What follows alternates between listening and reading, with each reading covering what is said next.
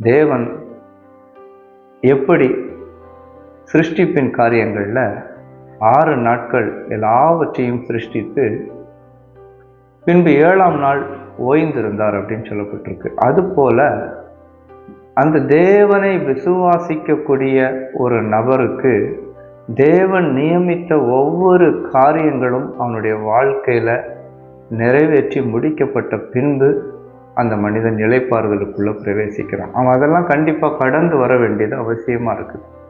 தேவனுடைய சித்தத்தின்படி அவர் அவனுடைய வாழ்க்கையில் நியமித்த அந்த திட்டத்தை அவன் நிறைவேற்றின பின்பு, அவர் அனுமதித்த எல்லா சூழல்களையும் அவன் கடந்து வந்த பின்பு அந்த இளைப்பாறுதலுக்குள்ளே அவன் பிரவேசிக்கிறான். இடையில கிடையாது. தேவன் எல்லாவற்றையும் அந்த சிருஷ்டிப்பின் காரியங்களை பரிபூர்ணமாக முடித்தார். அதே போல் தேவனை விசுவாசிக்கிற ஒரு நபர்